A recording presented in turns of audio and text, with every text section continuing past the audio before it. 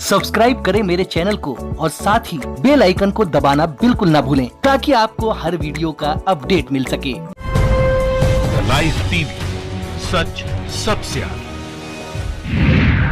फूट गया मोदी के पाप का घड़ा। द हिंदू अखबार ने खोली मोदी की पोल। मोदी जनता के नहीं, अंबानी के चौकीदार। अंबानी के लिए मोदी ने की मैच फिक्सिंग। सबसे बड़े घोटाले पर सबसे बड़ा खुलासा। पकड़ा गया मोदी का सफेद झूठ। आज जो हम खबर आपको दिखाने जा रहे हैं उसे देखकर मोदी के मतवाले भक्त या तो चुल्लू भर पानी ढूंढने लगेंगे या गंगा में पाप धोने के लिए कुंभ की तरफ कूच कर जाएंगे। चौंकिए मत, अगर आपने भी जाने अनजाने में श्री श्री दामोदर दास नरेंद्र मोदी जी महाराज का समर्थन किया है तो गठरी बांध लीजिए और कुंभ में पाप धोने की तैयारी कर लीजिए, क्योंकि साहब का देश से बोला गया न सिर्फ सबसे बड़ा झूठ पकड़ा गया है बल्कि साहब के सबसे बड़े घोटाले के पाप का घड़ा भी फूट गया है। आप इतरा सकते हैं साहब के चश्मे पर, दिन में 4-4 बार कपड़े बदलने की उनकी स्टाइल पर, उनकी फकीरी पर, चौकीदारी पर और उनकी भाषण देने की कला पर, लेकिन आपकी इतराहट झूठ के ज्वालामुखी में जलकर भस्म हो जाएगी, क्योंकि पता चला है कि हाकिम ने देश की सुरक्षा के साथ न सिर्फ खिलवाड़ किया है बल्कि उसे किसी मकान की माफिक अपने प्रिय मित्र अंबानी के हाथ में गिरवी भी रख दिया है। लेकिन गोदी मीडिया के इस दौर में द हिंदू जैसा अखबार अभी मरा नहीं है, जिंदा है, जिसने राफेल घोटाले को लेकर ऐसा धमाका किया है जिसकी आवाज से भाजपा को पाक साफ बताने वाले गश खाकर गिर जाएंगे।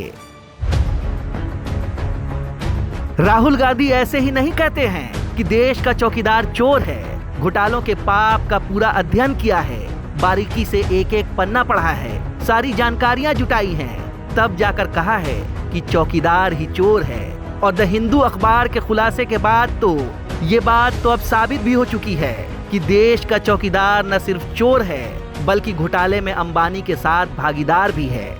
द हिंदू अखबार में छपी राफेल घोटाले को लेकर हम एक एक जानकारियां आपके साथ साझा करेंगे, लेकिन उससे पहले जान लीजिए कि राफेल का नाम सुनते ही मोदी से मौन मोदी बन जाने वाले देश के प्रधानमंत्री और उनका कार्यालय राफेल घोटाले में मैच फिक्सिंग और चिटिंगबाजी का जाल बुनता था, और खुद को चौकीदार और प्रधान सेवक बताने वाले नरेंद्र मोदी जनता की नहीं बल्कि अंबानी की चौकीदारी कर रहे थे और दोनों कंबल ओढ़कर घी पी रहे थे। अंबानी पैवेलियन में बैठकर मैच देख रहे थे तो मोदी फ्रांस में जाकर अंबानी के लिए बैटिंग कर रहे थे और राफेल घोटाले की फिक्सिंग का जाल बिछा रहे थे। हालांकि आपको जानकर हैरानी होगी कि खुद मोदी का रक्षा मंत्रालय मोदी की इस मैच फिक्सिंग और जालसाजी का विरोध कर रहा था।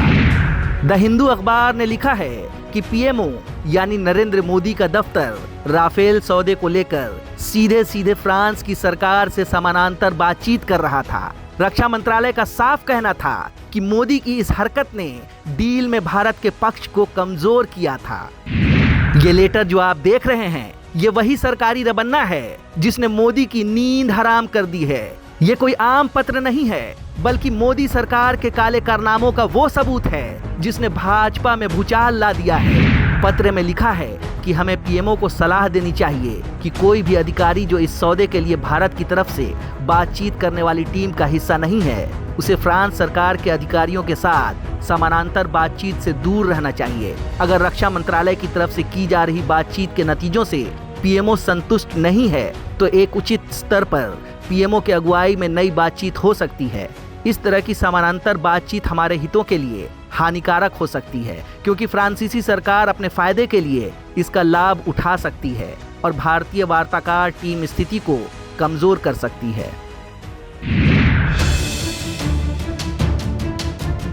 द हिंदू अखबार ने कोई छोटा मोटा धमाका नहीं किया है बल्कि पूरा परमाणु बम ही पटक दिया है। रक्षा मंत्रालय का पत्र बताता है कि मोदी सरकार ने देश की संसद में झूठ बोला, देश की जनता से झूठ बोला और यहाँ तक कि देश की सबसे बड़ी अदालत सुप्रीम कोर्ट में भी झूठ का आडंबर रचने से संकोच नहीं किया। ऐसे में अब सवाल उठता है कि इतना कुछ हो जाने के बाद भी क्या मोदी जी जेपीसी की जांच बैठाएंगे हमें तो शक है, लेकिन आपको अगर यकीन है तो कारण के साथ कमेंट बॉक्स में अपनी राय जरूर रखिएगा। द लाइव टीवी के लिए bureau report. The live TV, सच सबसे आगे।